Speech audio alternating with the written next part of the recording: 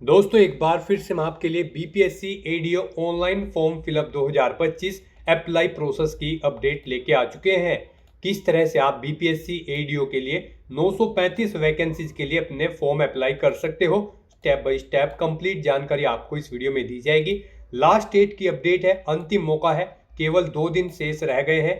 आप जल्द से जल्द अपना फॉर्म अप्लाई कर ले, कहीं मौका हाथ से छूट न जाए। अंतिम समय में फॉर्म भरते समय अगर आपके सामने कोई भी टेक्निकल प्रॉब्लम आ रही है तो उसका हल भी आपको इस वीडियो में मिल जाएगा। अंतिम समय में फॉर्म भरते समय आपको कोई भी ऐसी गलती या फिर मिस्टेक नहीं करनी होगी जिसको करने से आपका एप्लीकेशन फॉर्म रिजेक्ट हो सकता है। फॉर्म अप्लाई करते समय आपको कुछ महत्वपूर्ण बातों को भी ध्यान में रखना होगा, तभी आपका फॉर्म सक्सेसफुली सबमिट होगा। आवेदन करते समय आप किस प्रकार से अपना वन टाइम रजिस्ट्रेशन करोगे, किस तरह से आपको ओटीआर रजिस्ट्रेशन करना होगा, किस तरह से डिटेल फिल करनी होगी, क्वालिफिकेशन की डिटेल आप कैसे फिल करोगे, कैसे अपना लाइव फोटो कैप्चर करोगे, डॉक्यूमेंट सिग्नेचर कैसे और कितने केबी में आपको अपलोड करने होंगे, फीस पेमेंट करते हुए रजिस्ट्रेशन से लेकर प्रिंट तक आपको किस तरह से अपना फॉर्म भरना होगा। पूरी जानकारी के लिए आपको ये वीडियो शुरू से लेके एंड तक बिना स्किप किए हुए देखनी होगी। इस वीडियो को पूरा देखने पर ही आपके सभी सवाल और डाउट क्लियर होंगे। तो चलिए दोस्तों, बिना कोई वक्त गंवाए शुरू करते हैं बीपीएससी एडीओ फॉर्म फिलअप की पूरी जानकारी। फॉर्म भरने से पहले आपको सबसे पहले हमारी वेबसाइट आईएनडी सरकारी नौकरी के इस पेज पर विजिट करना होगा, जिसका लिंक आपको नीचे description plus first comment box में मिल जाएगा। और हमारे इस पेज पर विजिट करके आप यहां से बीपीएससी एडीओ का फॉर्म अप्लाई कर सकते हो। Bihar public service commission BPSC की ओर से assistant education development officer ADO की पोस्ट निकली हुई है। 935 टोटल वैकेंसीज है। यहाँ पर लास्ट डेट की अपडेट है, अंतिम मौका है, केवल 2 दिन ही शेष रह गए हैं। 12 दिसंबर 2025 तक आप अपना फॉर्म अप्लाई कर सकते हो। अंतिम समय का वेट न करें, आज ही से अपना फॉर्म अप्लाई कर ले। आखिरी समय में कोई भी टेक्निकल प्रॉब्लम हो सकती है, तो आप अभी से अपना फॉर्म भर ले। स्टेप बाय स्टेप पूरी जानकारी यहाँ पर आपको देखने को मिल जाएगी। 19,900 से 63,200 सैलरी है। ग्रेजुएट डिग्री, बैचलर डिग्री से आप अप्लाई कर सकते हो। 21 से 37 मेल के लिए, 21 से 40 फीमेल के लिए आयु सीमा है। 100 रुपए सभी कैटेगरी के लिए फीस है, जो कि आप ऑनलाइन मोड से पेमेंट कर सकते हो। Pre exam, main exam, document verification, medical examination, final merit list के आधार पर सिलेक्शन होगा। ऑनलाइन अप्लाई कर सकते हो। बिहार जॉब लोकेशन है, ऑल इंडिया से ऑनलाइन कर सकते हो। bpsc.bihar.gov.in इसकी ऑफिशियल वेबसाइट है, जिससे आप फॉर्म अप्लाई कर सकते हो। इंपोर्टेंट लिंक सेक्शन के अंतर्गत रीओपन नोटिस पीडीएफ लिंक पर क्लिक करके आप रीओपन का नोटिफिकेशन चेकआउट कर सकते हो। इसमें आवेदन करने की डेट यहाँ चेकआउट कर ले, और यहाँ पर आपको एग्जामिनेशन की भी डेट दे दी गई है। इसी तरह से ऑफिशियल नोटिफिकेशन पीडीएफ लिंक पर क्लिक करके आप इसकी पीडीएफ डाउनलोड कर ले। यहाँ पर वैकेंसीज की जानकारी, एलिजिबिलिटी क्राइटेरिया की डिटेल, एग्जामिनेशन पैटर्न, सिलेबस की पूरी डिटेल, वन टाइम रजिस्ट्रेशन से रिलेटेड गाइडलाइंस आपको यहाँ पर दे दी गई है। तो फॉर्म अप्लाई करने से पहले आपके नोटिफिकेशन की पीडीएफ पूरा पढ़ना अनिवार्य है। इसको पूरा पढ़ने से ही आपके सभी सवाल और डाउट क्लियर होंगे।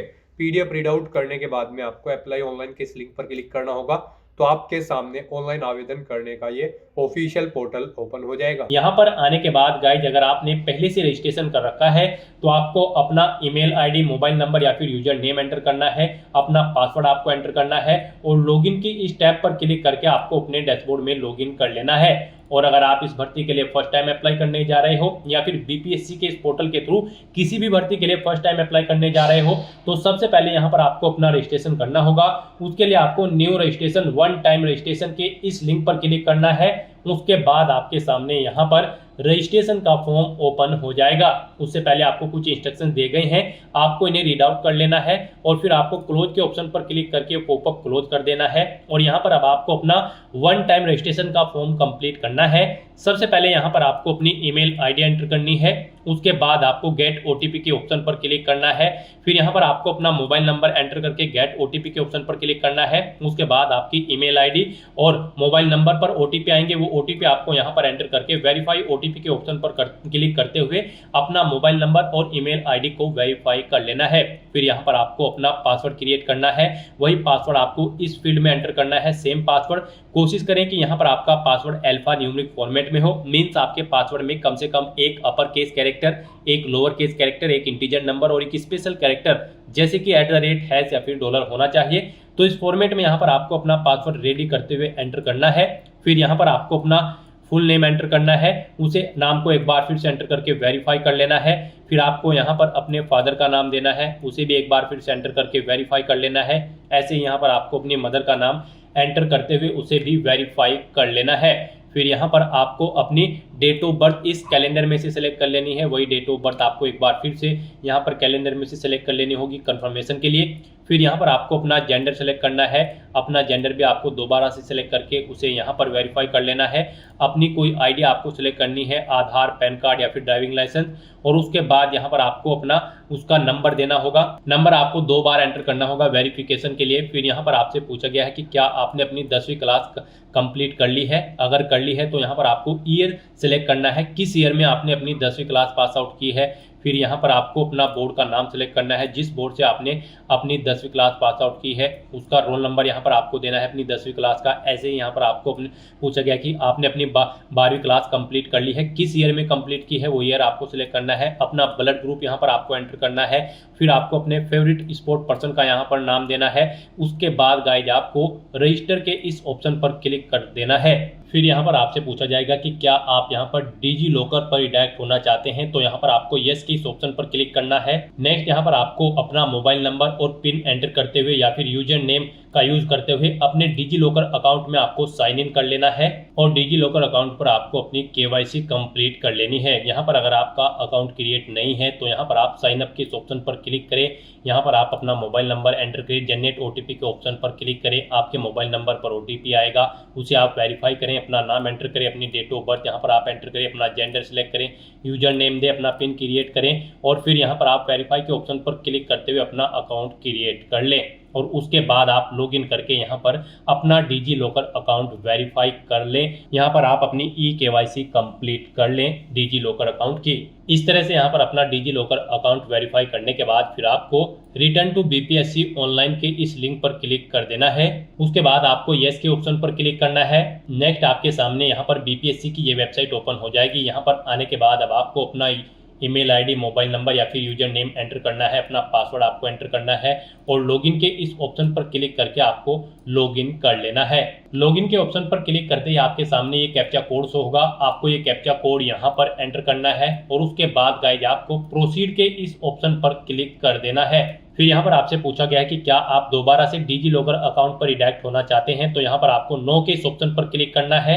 नेक्स्ट आपके सामने आपका डैशबोर्ड ओपन हो जाएगा। अब यहाँ पर आपको अपना OTR रजिस्ट्रेशन कंप्लीट करना है। यहाँ पर आपको कुछ इंस्ट्रक्शन दिए गए हैं, ये इंस्ट्रक्शंस आपको रीड आउट कर लेने हैं और उसके बाद गाइज यहाँ पर आपको प्रोफाइल क्रिएशन के इस ऑप्शन पर क्लिक करना है। अब यहाँ पर आपको अपनी प्रोफाइल में सबसे पहले अपनी पर्सनल इन्फॉर्मेशन देनी है, फिर एड्रेस देना है, फिर अदर इन्फॉर्मेशन, उसके बाद आपको अपनी क्वालिफिकेशन, एक्सपीरियंस और अपने फोटो, सिग्नेचर और डॉक्यूमेंट्स यहाँ पर आपको अपलोड करने हैं।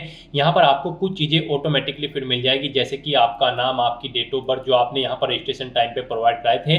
अब यहाँ पर आपको अपना नाम हिंदी में टाइप करना है। यहाँ पर आप अपना नाम हिंदी में टाइप करें। अगर यहाँ पर करेक्टली आपका नाम टाइप नहीं हो रहा है तो आप गूगल के टूल बार पर जाएं, वहाँ पर अपना नाम हिंदी में टाइप करें और वहां से कॉपी करके उसे यहाँ पर आप पेस्ट कर दें। फिर यहाँ पर आपको अपना मैरिटल स्टेटस सेलेक्ट कर लेना है, आप मैरिड हो या फिर अनमैरिड। उसके बाद यहाँ पर आपको दोबारा से सिलेक्ट करके उसे वेरीफाई कर लेना है। फिर यहाँ पर आपकी बॉडी पर कोई कट या तिल का निशान है तो उस पैलेस का नाम यहाँ पर आपको देना है, नहीं है तो यहाँ पर आपको नो मार्क एंटर कर देना है। उसके बाद आपसे पूछा गया कि क्या आपने कभी अपना नाम चेंज किया है। अगर किया है तो यहाँ पर आप यस ऑप्शन सेलेक्ट करेंगे और अपना चेंज नेम यहाँ पर आप देंगे। नहीं किया है तो यहाँ पर आपको नो ही ऑप्शन सेलेक्ट रहने देना है। फिर आपसे पूछा गया है कि क्या आप यहाँ पर भारत के नागरिक हैं, तो यहाँ पर आप यस ऑप्शन सेलेक्ट करें। उसके बाद यहाँ पर आपसे पूछा गया है क्या आप बिहार राज्य के स्थायी मूल निवासी हैं। अगर हैं तो आप यस करेंगे और फिर नहीं है तो आप नो ऑप्शन सेलेक्ट करेंगे। फिर आपको दोबारा से यहाँ पर ये ऑप्शन सेलेक्ट करके वेरीफाई करना होगा कि क्या आप बिहार राज्य के स्थायी मूल निवासी हैं। तो यहाँ पर आपको वेरिफिकेशन के लिए दोबारा से अपना आंसर सेलेक्ट कर लेना है जो यहाँ पर आपने ऊपर सेलेक्ट किया है। उसके बाद आपको इस पेज को नीचे स्क्रॉल डाउन करना है। गाइस यहाँ पर अगर आप बिहार राज्य के मूल निवासी हैं तो फिर यहाँ पर आपको अपना रेजिडेंस सर्टिफिकेट नंबर देना होगा, यानी कि निवास प्रमाण पत्र संख्या का आपको नंबर देना होगा। वो कब इशू हुआ है वो डेट आपको सेलेक्ट सेलेक्ट कर लेनी है।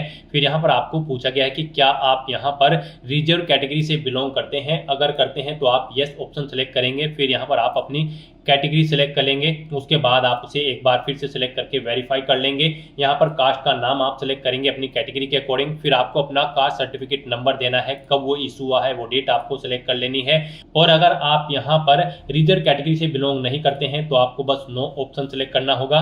फिर यहाँ पर आपसे पूछा गया कि क्या आप ग्रैंडसन या फिर ग्रैंड डॉटर हैं किसी फ्रीडम फाइटर के, अगर हैं तो आप यस करेंगे और फिर उस यहाँ पर फ्रीडम फाइटर सर्टिफिकेट नंबर देंगे, कब वो इशू हुआ है वो डेट आप यहाँ पर सेलेक्ट करेंगे। और नहीं है तो आपको नो ऑप्शन सेलेक्ट कर लेना है। उसके बाद यहाँ पर आपको अपना फिजिकल मेजरमेंट की डिटेल देनी है। यहाँ पर आपको अपनी हाइट सेंटीमीटर में देनी है।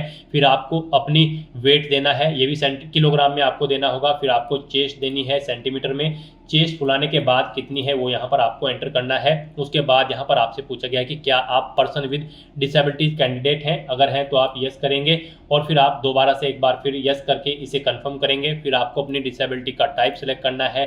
फिर यहाँ पर आपको उसका नेचर सेलेक्ट कर लेना है। उसके बाद यहाँ पर गाइड अगर आप यहाँ पर PWD कैंडिडेट नहीं है तो आपको नो ऑप्शन सेलेक्ट करना होगा। उसके बाद यहाँ पर आपसे पूछा गया है आपकी स्पोर्ट्स की डिटेल, यहाँ पर क्या आप मेधावी खिलाड़ी हैं, स्पोर्ट्स पर्सन हैं, अगर हैं तो आप यस करेंगे और उसके बाद नहीं है तो आप नो ऑप्शन सेलेक्ट कर लेंगे। फिर आपसे पूछा गया कि क्या आप एक सर्विसमैन हैं, अगर हैं तो यस करें और फिर उसकी डिटेल दें, जैसे कि एक सर्विसमैन सर्टिफिकेट नंबर, कब से कब तक आपने सर्विस की है वो डेट आप सेलेक्ट करें। इनके अकॉर्डिंग आपके ईयर, मंथ और डेज एक्सपीरियंस के कैलकुलेट करके आपको शो कर दी जाएंगे। और नहीं है तो आपको नो ऑप्शन सेलेक्ट करना होगा। फिर आपसे पूछा गया कि क्या आप एनसीसी के कैडेट हैं, अगर है तो आप यस ऑप्शन सेलेक्ट करें। फिर अपना एनसीसी सर्टिफिकेट नंबर दे, कब से कब तक आपके पास एनसीसी थी वो डेट सेलेक्ट करें। इनके अकॉर्डिंग यहाँ पर आपकी ईयर, मंथ और डेट कैलकुलेट करके शो कर दिए जाएंगे। और नहीं है आप एनसीसी के कैंडिडेट तो यहाँ पर आपको नो ऑप्शन सेलेक्ट कर लेना है। फिर यहाँ पर आपसे पूछा गया कि क्या आप बिहार सरकार के कर्मचारी हैं, अगर हैं तो आप यस ऑप्शन सेलेक्ट करेंगे। अपनी डेजिग्नेशन यहाँ पर आप सेलेक्ट करेंगे, ऑफिस कार्यालय दर्ज करेंगे, उसका एड्रेस और यहाँ पर आपको पहले से एंटर कर देना है। और नहीं है तो आप नो ऑप्शन सेलेक्ट करेंगे। इस तरह से अपनी डिटेल फिल करने के बाद फिर आपको सेव के इस ऑप्शन पर क्लिक कर देना है। इस तरह से यहाँ पर आपकी पर्सनल इन्फॉर्मेशन सक्सेसफुली सेव हो जाएगी। फिर आपको यहाँ पर स्टेप 2 एड्रेस इन्फॉर्मेशन की स्टेप पर क्लिक करना है और यहाँ पर अपने एड्रेस की इन्फॉर्मेशन आपको देनी है। यहाँ पर आपको पहले अपना परमानेंट एड्रेस एंटर करना है, उसके बाद आपको अपना कोरोस्पोंडेंस एड्रेस यहाँ पर एंटर कर देना है। और यहाँ पर अगर आपका कोरोस्पोंडेंस एड्रेस आपके परमानेंट एड्रेस के अकॉर्डिंग सेम है तो आप इस चेकबॉक्स को ओके कर देंगे। ऑटोमेटिकली आपका कोरोस्पोंडेंस एड्रेस आपके परमानेंट एड्रेस के अकॉर्डिंग फिल हो जाएगा। और उसके बाद गाइज आपको यहाँ पर सेव के इस ऑप्शन पर क्लिक करके अपनी एड्रेस की इंफॉर्मेशन भी सेव कर देनी है। अपनी एड्रेस की इंफॉर्मेशन सेव करने के बाद फिर आपको यहाँ पर स्टेप 3 अदर इंफॉर्मेशन की स्टेप पर क्लिक करना है। गाइस यहाँ पर आप जो भी स्टेप कंप्लीट करते चले जाओगे उनके सामने यहाँ पर आपको ग्रीन कलर का ये ओके का चिन्ह शो होता रहेगा। तो यहाँ पर अब आपको अपना थर्ड स्टेप कंप्लीट करना है। यहाँ पर आपसे पूछा गया है कि क्या आपके विरुद्ध किसी न्यायालय में कोई अभियोजन लंबित है, यानी कि कोई केस चल रहा है। अगर चल रहा है तो यहाँ पर आप यस करेंगे, नहीं तो आप नो ऑप्शन सेलेक्ट करेंगे। फिर आपसे पूछा गया कि क्या आप बार काउंसिल या मेडिकल काउंसिल या एसोसिएशन या अन्य व्यावसायिक संस्थान द्वारा अनुशासनात्मक या इसी तरह की किसी अन्य कार्रवाई से गुजरे हैं, अगर गुजरे हैं तो यस करें, नहीं तो यहाँ पर आप नो ऑप्शन सेलेक्ट कर लें। उसके बाद आपसे पूछा गया कि क्या आपके विरुद्ध सरकारी या अर्ध सरकारी संगठनों द्वारा कोई अनुशासनात्मक कार्रवाई की गई है, अगर की गई है तो यस करें, नहीं तो नो ऑप्शन सेलेक्ट करें। फिर आपके खिलाफ कोई केस दायर है यहाँ पर किसी न्यायालय में, अगर है तो आप यस करें, नहीं तो नो ऑप्शन सेलेक्ट करें। उसके बाद यहाँ पर आपसे पूछा गया कि क्या आप कभी बीपीएससी, यूपीएससी या फिर अन्य किसी पीसीएससी या किसी अन्य संगठन द्वारा आयोजित परीक्षा के लिए वर्जित या काली सूची में डाले गए हैं, अगर हैं तो आप यस करेंगे, नहीं तो यहाँ पर आप फिर नो ऑप्शन सेलेक्ट कर लेंगे। यहाँ पर अगर आप यस ऑप्शन सेलेक्ट करते हैं तो फिर आपसे पूछा जाएगा फिर आपको परमानेंट इस सूची में डाला गया है या फिर क्रिएशन पीरियड के लिए, यहाँ पर आप अपने अकॉर्डिंग ऑप्शन सेलेक्ट करेंगे। और अगर आप नो ऑप्शन सेलेक्ट करते हैं फिर आपको कोई डिटेल नहीं देनी होगी। फिर यहाँ पर आपसे पूछा गया कि क्या आपने कभी गेम या किसी स्पोर्ट में या फिर माउंटेनिंग में या किसी टीम वर्क में कोई पुरस्कार जीता है, अगर जीता है तो उसकी डिटेल यहाँ पर दें। या आप अपने स्कूल में लीडरशिप की है तो उसकी डिटेल दें। यहाँ पर अगर आपने कोई और एक्स्ट्रा करिकुलम एक्टिविटीज की है तो उसकी डिटेल आप प्रोवाइड कर सकते हैं। इस तरह से अपनी डिटेल्स यहाँ पर फिल करने के बाद फिर आपको सेव के ऑप्शन पर क्लिक करके अपनी डिटेल सेव कर देनी है। इस तरह से यहाँ पर आपका थर्ड ऑप्शन भी कंप्लीट हो जाएगा। फिर यहाँ पर आपको स्टेप 4 क्वालिफिकेशन इंफॉर्मेशन की स्टेप पर क्लिक करना है और यहाँ पर अब आपको अपनी क्वालिफिकेशन की डिटेल प्रोवाइड करनी है। यहाँ पर आपको सबसे पहले सेलेक्ट कर लेना है जो भी आपकी क्वालिफिकेशन है। यहाँ पर आपको अपनी 10वीं क्लास से लेकर अपनी हायर क्वालिफिकेशन तक की सभी डिटेल्स ऐड कर देनी है। यानी कि अगर आपने 10वीं 12वीं ग्रेजुएशन पोस्ट ग्रेजुएशन या फिर PhD कर रखी है तो उनकी डिटेल यहाँ पर आपको 1 बाय 1 करके सेव कर देनी है, उन्हें यहाँ पर आपको ऐड कर देना है। सबसे पहले यहाँ पर आपको अपनी 10वीं क्लास की डिटेल देनी है, तो यहाँ पर आप 10th या मैट्रिक ऑप्शन सेलेक्ट करें। उसके बाद यहाँ पर आपको दोबारा से सेलेक्ट करना है 10th। फिर यहाँ पर आपको सब्जेक्ट या ब्रांच का विवरण देना होगा। अगर आप किसी और क्लास के लिए हैं, 10th में यहाँ पर मोस्टली सभी सब्जेक्ट्स होते हैं, तो यहाँ पर आपको सिलेक्ट करने के लिए ऑप्शन नहीं मिलेगा। फिर आपको अपना स्टेट सेलेक्ट करना है, जिस स्टेट से आपने अपनी 10वीं क्लास पास आउट की है। बोर्ड का नाम यहाँ पर आपको सिलेक्ट करना है जिससे आपने अपनी 10वीं क्लास पास आउट की है। क्वालिफिकेशन का स्टेटस बताना है, आप कंप्लीट कर चुके हो या फिर अपीयर्ड हो यहाँ पर। उसके बाद आपको डेट ऑफ क्वालिफिकेशन, योग्यता पूर्ण होने की तिथि आपको सिलेक्ट कर लेनी है, कब आपने अपनी ये क्वालिफिकेशन कंप्लीट की है, कितने अटेम्प्ट्स में आपने पास आउट की है, 1 2 3 यहाँ पर आपको वो एंटर करना है। कितने मार्क्स यहाँ पर आपने ऑब्टेन किए हैं वो आप एंटर करें। फिर टोटल कितने मार्क्स थे जिसमें से मार्क्स आपने ऑब्टेन किए हैं वो यहाँ पर आप एंटर करें। फिर यहाँ पर आपको अपनी परसेंटेज या फिर CGPA एंटर कर देना है। उसके बाद नंबर ऑफ एकेडमिक मंथ्स, कितने महीने में आपने ये अपनी क्लास कंप्लीट की है, ये क्वालिफिकेशन कंप्लीट की है, महीनों में यहाँ पर आपको एंटर करना है। कितने महीने, 6 12 18 24 आपको अपने अकॉर्डिंग यहाँ पर ऑप्शन सेलेक्ट कर लेना है। फिर यहाँ पर आपको बताना है आपकी फर्स्ट डिवीजन है या फिर पास आउट हो या सेकंड या फिर थर्ड, आप अपने अकॉर्डिंग ऑप्शन सेलेक्ट करें। रिजल्ट के यहाँ पर मोड बताएं, आपने डिस्टेंट या कोरोस्पोंडेंस या फिर ट्रेडिशनल या फिर रेगुलर, आपने कैसे अपनी क्वालिफिकेशन कंप्लीट की है। कंपलसरी सब्जेक्ट्स यहाँ पर आपको आपकी क्वालिफिकेशन के अकॉर्डिंग शो होंगे। उसके बाद यहाँ पर आपको अगर ऑप्शनल सब्जेक्ट हैं तो यहाँ पर आप सिलेक्ट कर सकते हैं आपकी क्वालिफिकेशन के अकॉर्डिंग। यहाँ पर आपको अपना रोल नंबर एंटर करना होगा। फिर ये आपको पासिंग ईयर यहाँ पर सिलेक्ट करना होगा, कब आपने पास आउट की है। और उसके बाद गाइस यहाँ पर आपको ऐड के इस ऑप्शन पर क्लिक करके अपनी क्वालिफिकेशन की डिटेल यहाँ पर ऐड कर देनी है। इस तरह से यहाँ पर आपको 1 बाय 1 करके अपनी 10वीं क्लास से लेकर अपनी हायर क्वालिफिकेशन तक की सभी डिटेल्स 1 बाय 1 करके प्रोवाइड कराते हुए ऐड कर देनी है। और उसके बाद गाइस यहाँ पर आपको सेव के इस ऑप्शन पर क्लिक कर देना है। क्वालिफिकेशन की डिटेल देने के बाद फिर आपको स्टेप 5 एक्सपीरियंस इन्फॉर्मेशन की स्टेप पर क्लिक करना है। आपके सामने कुछ इस तरह से इंटरफेस ओपन होगा। यहाँ पर अगर आपको एक्सपीरियंस नहीं है तो आप नो के ऑप्शन पर सिलेक्ट करेंगे, सेव करेंगे। और अगर आपको एक्सपीरियंस है तो यहाँ पर आपको यस के इस ऑप्शन पर क्लिक करना है। और फिर यहाँ पर आपको अपने एक्सपीरियंस की डिटेल प्रोवाइड करनी है। यहाँ पर आपसे पूछा गया है कि क्या आप यहाँ पर वर्तमान में भी कार्यरत हैं, अगर हैं तो आप प्रेजेंट ऑप्शन सेलेक्ट करें, नहीं तो आप पास्ट ऑप्शन सेलेक्ट करें अगर आप जॉब छोड़ चुके हैं। उसके बाद यहाँ पर आपको अपना एम्प्लॉय टाइप सेलेक्ट कर लेना है, आप सेंट्रल गवर्नमेंट के एम्प्लॉय थे या फिर गवर्नमेंट ऑफ बिहार या फिर अदर स्टेट गवर्नमेंट के, आप अपने अकॉर्डिंग ऑप्शन सेलेक्ट करें। फिर यहाँ पर आपको अपने डिपार्टमेंट या फिर इंस्टीट्यूशन या फिर ऑर्गेनाइजेशन का नाम देना है जहाँ पर आप कार्यरत थे। फिर आपको बताना है क्या कार्यालय संस्थान बिहार क्षेत्र के परिधि में अवस्थित है, अगर है तो आप यस करेंगे, नहीं तो नो ऑप्शन सेलेक्ट करेंगे। अपनी डेजिग्नेशन यहाँ पर आप देंगे, नेचर ऑफ जॉब यहाँ पर आप सेलेक्ट करेंगे। फिर यहाँ पर आपको पोस्ट इज गैजेटेड, क्या पद राजपत्रित है, अगर है तो आप यहाँ पर ऑप्शन सेलेक्ट करेंगे, नहीं तो नो ऑप्शन सेलेक्ट करेंगे। नियुक्ति की प्रकृति आप सेलेक्ट करेंगे। पे बैंड यहाँ पर आप अपना देंगे, ग्रेड पे आप यहाँ पर देंगे, बेसिक पे अपनी यहाँ पर आप एंटर करेंगे, मंथली ग्रोस सैलरी यहाँ पर आप देंगे। मेडिकल कॉलेज एंड इंस्टीट्यूट का संस्थान है तो यहाँ पर आप सेलेक्ट करेंगे। किस डेट से किस डेट तक आप यहाँ पर कार्यरत थे वो डेट आपको सिलेक्ट कर लेनी है। उसके अकॉर्डिंग आपकी ईयर मंथ और डे यहाँ पर कैलकुलेट करके शो कर दी जाएंगे। और फिर आपको यहाँ पर ऐड के इस ऑप्शन पर क्लिक करके अपनी एक्सपीरियंस की डिटेल ऐड कर देनी है। एक से ज़्यादा जगह वर्किंग एक्सपीरियंस है तो आप फिर दोबारा से अपने एक्सपीरियंस की डिटेल सेम ऐसे ही प्रोवाइड कराते हुए ऐड के ऑप्शन पर क्लिक करके ऐड कर देंगे। और फिर यहाँ पर आप सेव के इस ऑप्शन पर क्लिक करके अपने एक्सपीरियंस की डिटेल भी सेव कर देंगे। इस तरह से यहाँ पर आपका स्टेप 5 एक्सपीरियंस की इन्फॉर्मेशन सक्सेसफुली सेव हो जाएगी। फिर यहाँ पर आपको last step upload photo / signature and profile log के इस ऑप्शन पर क्लिक करना है। अब यहाँ पर आपको अपना फोटो और सिग्नेचर अपलोड करने हैं। यहाँ पर आपको अपना लाइव फोटो कैप्चर करना है अपने वेब कैमरा या फिर मोबाइल फोन से। यहाँ पर लाइव फोटो कैप्चर करते समय आपको सुनिश्चित करना होगा कि आपका जो चेहरा है वो वेब कैमरा के ठीक सामने और सीधा हो तथा आंखें आपकी खुली होनी चाहिए। यहाँ पर फोटो कैप्चर करते समय आपको समुचित प्रकाश होना चाहिए, यानी कि प्रॉपर वे में आपके कमरे में लाइट होनी चाहिए, जिससे न तो चेहरा और न ही बैकग्राउंड पर छाया रहे, और बैकग्राउंड आपका हल्के रंग का होना चाहिए। फोटो कैप्चर करते समय आपको यहाँ पर हेड गियर जैसे कि टोपी, पावर के चश्मे, धूप के चश्मे, मास्क, मफलर, हेलमेट आदि का प्रयोग नहीं करना है। फोटो कैप्चर करते समय आपको यह भी सुनिश्चित करना होगा कि किसी अन्य व्यक्ति को फ्रेम में नहीं आना है और आपका चेहरा यहाँ पर स्पष्ट रूप से दिखाई देना चाहिए, तभी यहाँ पर आपका लाइव फोटो कैप्चर होगा। ये कुछ गाइडलाइंस आपको दी गई है फोटो कैप्चर के लिए और सिग्नेचर अपलोड करने के लिए। सिग्नेचर के लिए अगर बात करें तो यहाँ पर आपके सिग्नेचर 20 KB से कम होने चाहिए, और यहाँ पर उनकी जो चौड़ाई होगी वो 250 पिक्सल से 320 पिक्सल के बीच, और जो उनकी हाइट होगी वो 150 पिक्सल से 220 पिक्सल के बीच में होनी चाहिए। यहाँ पर आपको अपने सिग्नेचर हिंदी और इंग्लिश दोनों लैंग्वेजेस में अपलोड करने हैं। यहाँ पर इनके लिए सेम गाइडलाइन है, हिंदी और इंग्लिश दोनों तरह के सिग्नेचर के लिए। तो यहाँ पर आपको अपने सिग्नेचर अपलोड करने के लिए चूज फाइल के ऑप्शन पर क्लिक करना है। पहले इंग्लिश के सिग्नेचर आपको अपलोड करने हैं, फिर ऐसे ही आपको चूज फाइल के दूसरे ऑप्शन पर क्लिक करके अपने हिंदी के सिग्नेचर यहां पर आपको अपलोड कर देने हैं।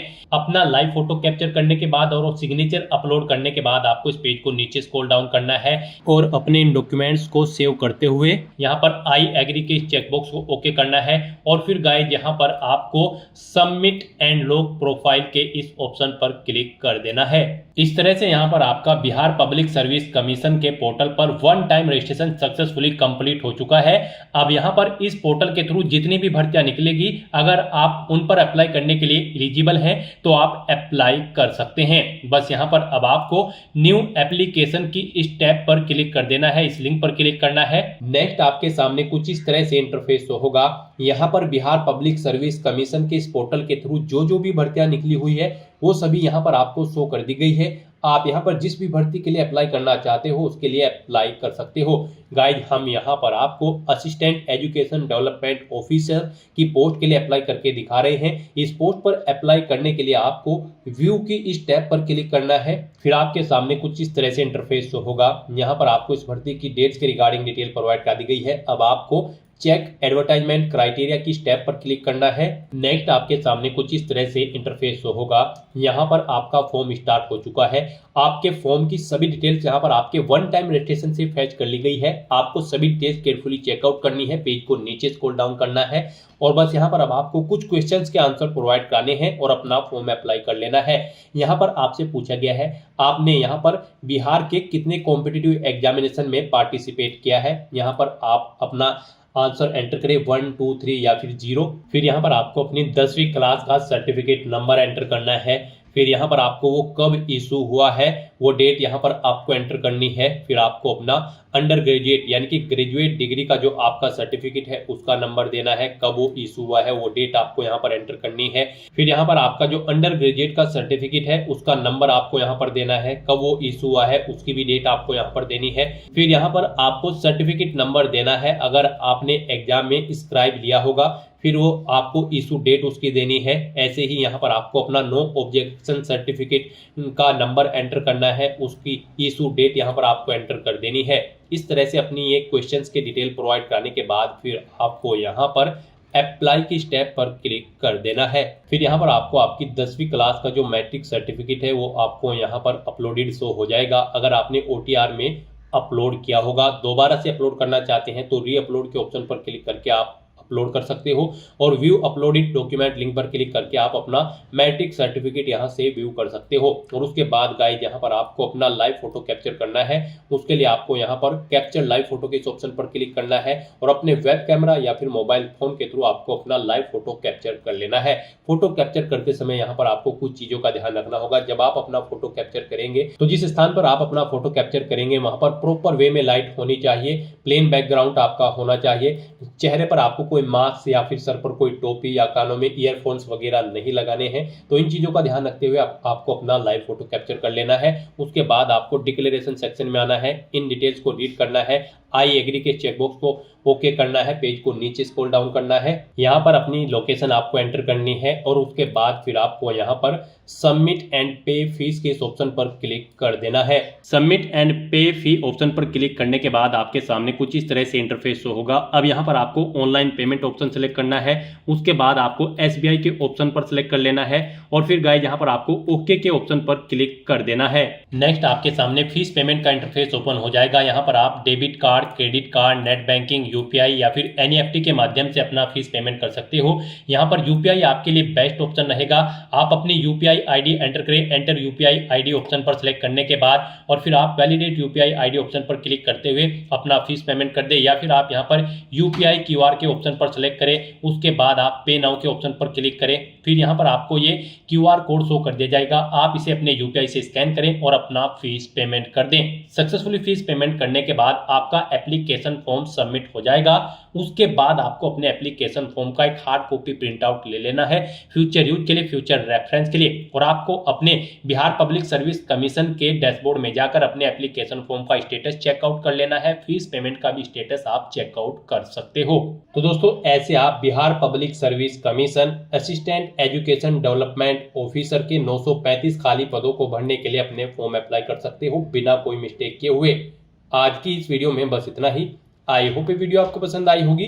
अगर पसंद आई हो तो इसे लाइक और शेयर करें। चैनल पर नए हो तो इसे सब्सक्राइब कर लें। Thanks for watching.